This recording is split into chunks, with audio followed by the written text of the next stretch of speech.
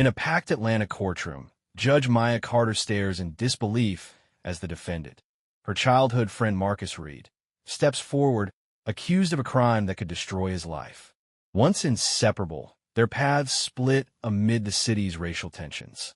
Now, with a gavel in her hand, Maya must unravel a web of lies, betrayal, and systemic injustice to save him, or condemn him forever. The Atlanta courtroom buzzed like a hive on a sticky March morning in 2025. Ceiling fans churned the humid air, papers rustled under the hands of sharp-suited lawyers, and spectators leaned forward, their whispers weaving a low hum of anticipation. Judge Maya Carter, 38, sat poised behind the towering oak bench, her black robe crisp against her shoulders.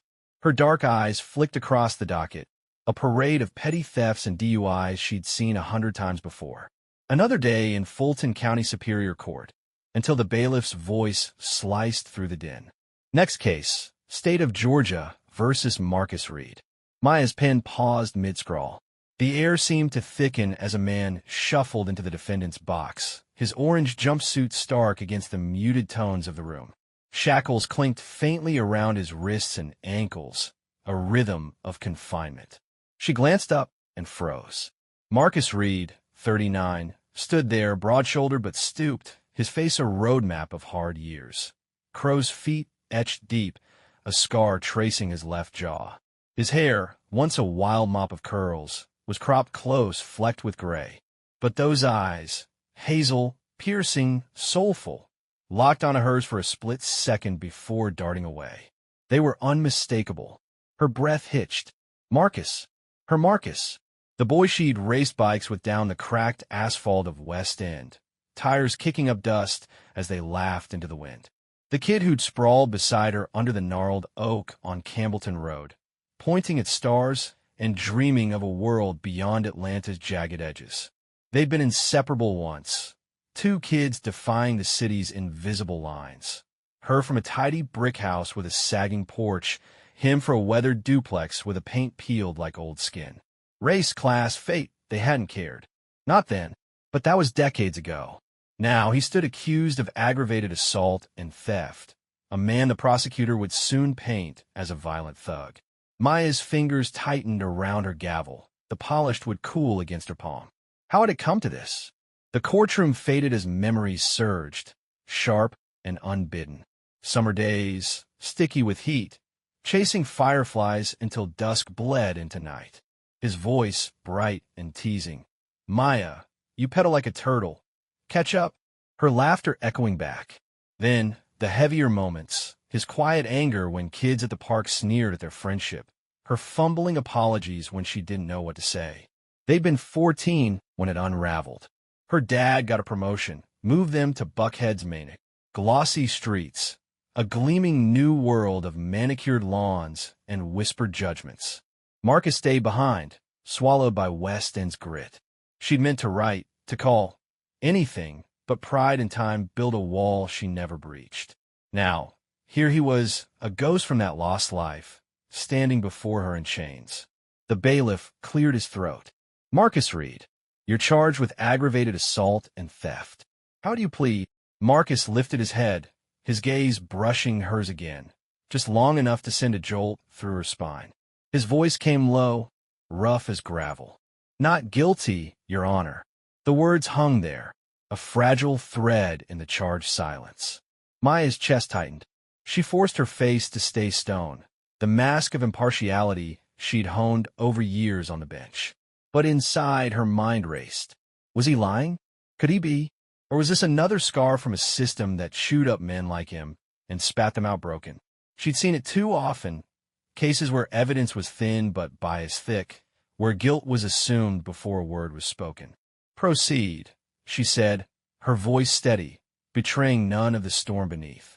The prosecutor, Derek Vaughn, rose, a lean man with a predator's grin, and launched into his opening. Ladies and gentlemen, Marcus Reed is a danger. He stormed into Holt's Pawn on Peachtree, attacked an innocent man, and fled with the cash. The evidence will bury him. Maya's jaw clenched. She glanced at Marcus, his head bowed, hands clasped tight. The boy she'd known wouldn't hurt a soul. But this wasn't that boy. This was a man life had hardened. Or so it seemed. Doubt gnawed at her. She had to stay neutral to let the law unfold. Yet as Vaughn's words echoed, one thought burned. What if he's innocent? And I'm the one who fails him again? The Atlanta courtroom crackled with tension as Prosecutor Derek Vaughn paced before the jury, his voice cutting like a blade. Marcus Reed didn't just rob Holt's pawn. He beat Greg Holt bloody, left him sprawled on the floor, and ran with $800. We've got witnesses, footage, cash found 2 blocks away. This is open and shut. Maya Carter's fingers twitched around her gavel, her gaze locked on Marcus. His face was a mask, stoic, unreadable, but his shoulders slumped as if the weight of Vaughn's words pressed him down. The jury leaned in, 12 faces reflecting the city's mix. Skepticism, curiosity, weariness. Maya's mind flickered to their childhood. Marcus shielding her from a stray dog on Fair Street, his grin wide as he'd said, "I got you, Maya." Now he sat shackled, accused of brutality she couldn't reconcile with that boy. Vaughn waved a grainy still from the pawnshop's security cam. A hooded figure, broad like Marcus, lunging over the counter. "This is your thief," he declared. The image burned into Maya's retina, a blurry ghost of doubt. Then Tara Brooks, Marcus's lawyer, rose, 32, fierce, her braids swaying as she strode forward. "Not so fast," she said, her voice a calm storm. "This case isn't what it seems. Greg Holt's no victim. He's a predator. He's framed black customers before, cashing in on insurance scams. Marcus Reed is just his latest mark." A gasp rippled through the room. Maya's pulse quickened. Vaughn smirked, but Tara pressed on. "The witnesses? Coerced. The footage? Tampered. And that cash? Planted." She called her first witness, Jamal Tate, a wiry ex-employee of Holt's. He shifted in the stand, eyes darting. "Holt told me to lie once, say a guy stole a chain. Gave me $50 to keep quiet. Said he'd done it before." Vaughn objected, "Hearsay." But Maya overruled, her tone sharp. "Let him speak." Jamal's words hung heavy. "Holt hated guys like Marcus coming in. Called you inseparable." The jury exchanged glances, a crack forming in Vaughn's narrative. Next, the footage played, jerky dim, the hooded man grabbing cash before bolting. Tara paused it. "Look, no face. Could be anyone. And the timestamp? It jumps an hour. Convenient, right?" Vaughn scoffed, circumstantial. But Maya saw it. The seams of the case unraveling. Marcus met her eyes for a fleeting second, a spark of hope in his gaze. She looked away, guilt clawing her chest. She'd left him behind once. Could she trust the system not to fail him now? The day ended with a buzz. Reporters scribbled. Spectators whispered about Holt's shady past. Maya retreated to her chambers, the weight of Tara's twist sinking in. A setup? It fit the Atlanta she knew. Profit over justice, bias baked into the bones of the city.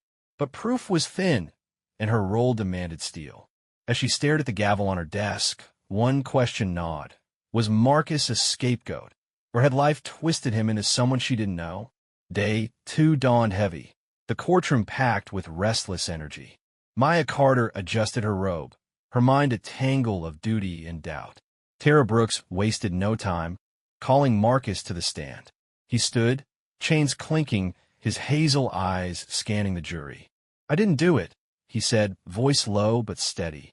"That night, I was walking home from a job interview, warehouse gig. No money, no fight. Cops grabbed me because I fit the picture. Black broke close enough." His words cut Maya deep, echoing their past. Him outrunning trouble, her safe behind picket fences.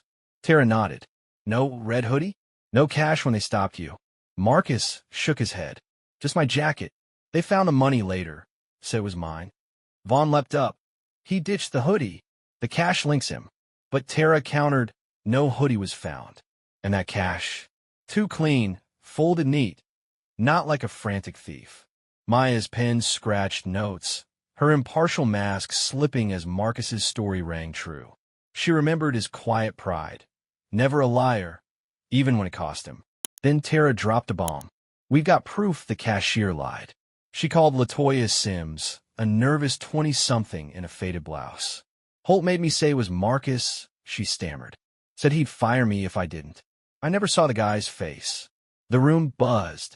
Vaughn's face reddened. Why trust her now? He snapped. Latoya's eyes welled. I'm tired of the guilt. Maya's ruling came swift. Admissible. A juror nodded. Doubt was spreading. The stakes spiked higher with Tara's next move. A file on Officer Brent Stiles, the arresting cop. Stiles has a history. 6 complaints of profiling black men, all dropped. He's Holt's buddy. Drinks at his bar weekly. A photo flashed. Stiles and Holt, grinning over beers. Maya's stomach turned. She'd seen Stiles' type in court. Arrogant, untouchable. Tara pressed. Stiles logged that cash 2 hours after Marcus's arrest. Where'd it come from? Vaughn fumed. Speculation. But the jury shifted. Unease palpable. Flashbacks hit Maya hard. Marcus at 13, fists up against a bully taunting her braids. I got you back, he'd said. She'd never returned the favor. Her family's move to Buckhead severed them. Her silence a betrayal. Now, the past screamed, he's innocent. But her role demanded proof, not heart. Outside, chants rose, justice for Marcus. As protests swelled, reporters swarmed, scenting corruption. Tara closed with a plea. This isn't just Marcus on trial. It's the system. Don't let it win. Maya adjourned, retreating to chambers. Her assistant, Kim, hovered. You okay, Judge? You look shaken. Maya forced a smile. Just thinking. Alone, she gripped the bench's edge. Stiles. Holt. A rigged game. She'd climbed this system to fight for fairness, but it was rotten, and Marcus was its latest casualty. The question loomed. Could she stay neutral when every fiber begged her to save him? The courtroom pulsed with anticipation on day 3, air thick with sweat and stakes. Maya Carter sat rigid, her gavel a lifeline as Tara Brooks dismantled the prosecution's house of cards. Greg Holt's a fraud, Tara declared, slamming a ledger on the stand. Tax records show he's claimed robberies 5 times in 3 years. Each time, a black man takes the fall, he pockets insurance cash. The jury gasped. Vaughn's smirk faltered. Maya's ruling was curt. Admitted. The tide was turning. Tara called her ace, Officer Ryan Cole, a rookie cop with a buzz cut and shaky hands. I saw Stiles plant the cash, he said, voice trembling. He told me to shut up, said it's how things work. Holt paid him to pin it on Marcus. The room erupted, shouts, gasps, a juror's dropped pen clattering. Vaughn roared, perjury. He's lying. But Cole held firm. I got proof, text from Stiles. Tara projected them. Holt says make it stick. Usual cut. Maya's blood ran cold. Corruption, raw and undeniable. Outside, protesters' chants. No more lies. Shook the windows. Inside, Vaughn scrambled, dragging Holt to the stand. The pawnshop owner, paunchy and sweating, sneered. Reed attacked me. End of story. Thought I punched. Then why's your footage edited? Why'd your cashier recant? Holt stammered, she's lying. But his shifty eyes betrayed him. Maya's rulings grew surgical, overruling Vaughn's objections, letting Tara carve the truth free. The jury's faces hardened. Doubt became certainty. Marcus sat silent, his gaze fixed on the table. Maya watched him, her mind a battlefield. She'd vowed impartiality, but this wasn't justice. It was a lynching in slow motion. Her childhood flashed. Marcus splitting his last sandwich with her, his laugh warming the cold. She'd abandoned him to climb this bench, chasing fairness. Now it mocked her. Tara's voice rose. They framed Marcus because he's an easy target, poor, black, invisible. Don't let them win. Vaughn's closing was desperate. Evidence doesn't lie. Reed's guilty. Tara countered, fierce. This isn't evidence. It's a setup. See the man, not the myth. Maya's charge to the jury was crisp, her voice masking the storm within. Weigh the facts. Seek truth. They filed out, leaving silence and strain. Hours crawled by. Spectators paced. Marcus stared at his hands. Maya traced the gavel's grain. She couldn't sway them, but the weight of her robe felt like chains. If they convict, can I live with it? The bailiff's call snapped the tension. Verdicts in. Maya's heart thudded as the jury returned, faces unreadable. The foreman stood, paper trembling. We find the defendant. The pause stretched eternal. Not guilty. Cheers exploded. Vaughn slumped. Maya banged her gavel, restoring order, her mask intact.